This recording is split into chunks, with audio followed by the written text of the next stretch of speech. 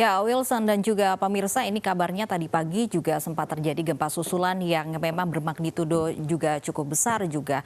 Kemudian kita tahu juga kemarin juga gempa susulannya malah lebih besar dari gempa sebelumnya. Kita harapkan memang gempa ini juga tidak terjadi lagi dan juga tidak berdampak tsunami ya. Betul sekali. Kita akan lihat bagaimana situasi di sana saat ini di kota Mamuju, Sulawesi Barat. Sudah ada rekan kami di sana, ada Andika Wahab. Selamat siang Andika, seperti apa kondisi di sana saat ini dan bagaimana suasana di pengungsian? Ya, selamat siang Wilson dan juga Lofi. Saat ini pemirsa, saya tepat berada di bawah pintu gerbang kantor Kabupaten Mamuju. Dan seperti Anda lihat di belakang saya ini ratusan masyarakat warga yang mengungsi di daerah tempat ini. Kemudian di pelataran parkir juga ada beberapa tenda darurat yang dibuat oleh warga secara mandiri, dan juga ada mobil-mobil yang terparkir itu dijadikan tempat untuk beristirahat di malam hari. Seperti itu, Wilson. Iya. Baik, Andika, ini warga memang harus antisipasi akan gempa susulan yang terjadi dari memang semenjak pagi tadi hingga saat ini. Apakah gempa susulan ini terjadi lagi, Andika?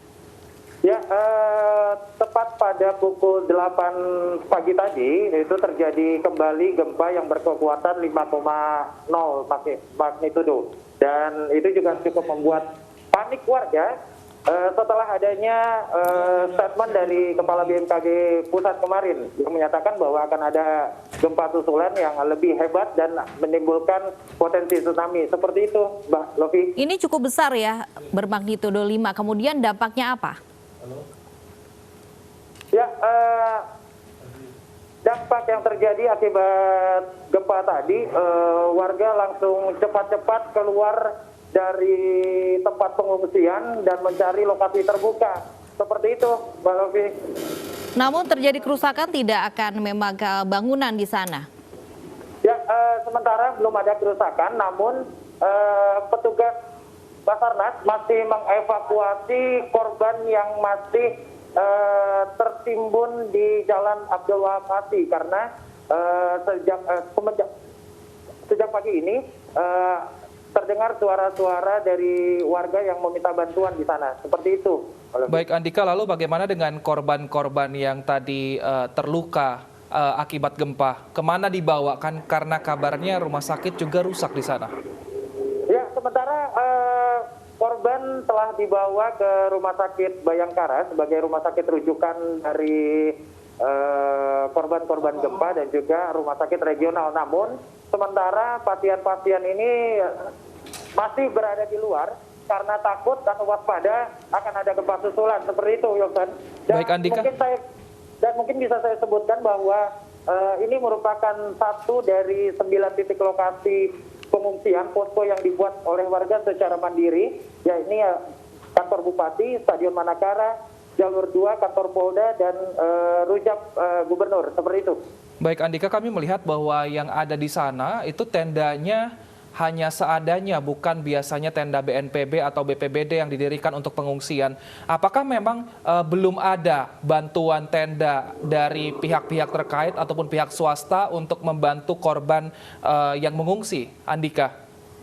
Ya, Wilson, memang cukup disayangkan bahwa ini adalah kantor pemerintah daerah Kabupaten Mamuju. Namun saya berhasil mewawancarai satu warga, hingga kini warga belum mendapatkan bantuan. Bahkan ada informasi yang beredar di tengah masyarakat, di tempat ini akan diberikan bantuan. Makanya para pengunjung atau para pengungsi ini semakin membludak menempati daerah ini. Seperti itu, Wilson.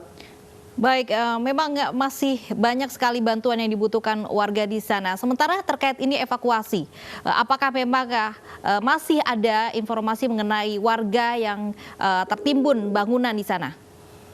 Ya, seperti yang tadi saya sebutkan bahwa warga tertimbun itu masih terdapat di Jalan Abdul Wahab Masih, tepat di samping toko family di sana. Dan dari pagi masyarakat masih mendengar ada teriakan minta tolong seperti itu. Makanya hingga hari ini tetap dilakukan proses evakuasi. Namun saya belum mendapat info apakah korban sudah dievakuasi atau belum, seperti itu. Andika, jika gempa susulan masih terjadi, mengapa masih ada warga yang memilih untuk tinggal di rumah? Ya, inilah juga yang menjadi ketakutan para warga karena sudah ada himbauan dari BMKG dan juga pemerintah setempat untuk menjauhi area pesisir pantai terutama dan juga jangan berada di dalam rumah. Namun warga masih takut akan kehilangan barang-barangnya. Seperti itu mungkin, Yulsan.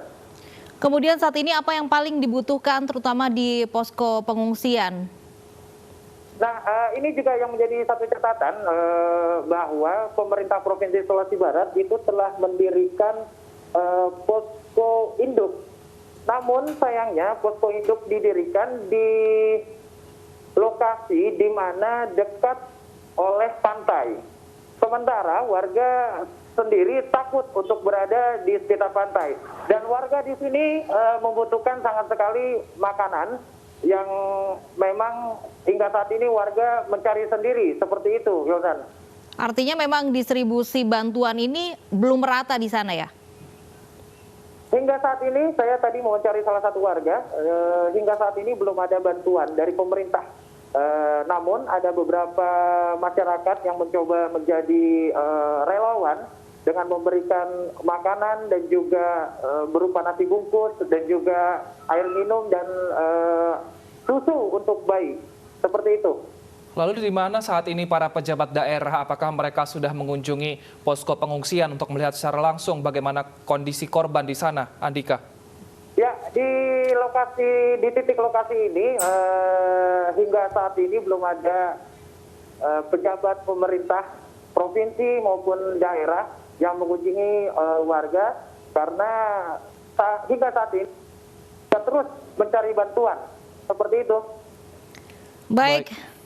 Baik, semoga memang bantuan ini cepat didapatkan warga di sana. Sepertinya memang sangat dibutuhkan sekali begitu makanan dan juga akses di sana juga masih terkendala seperti distribusi bantuan itu. Terima kasih Andika Wahab dari Mamuju, Sulawesi Barat sudah bergabung bersama kami.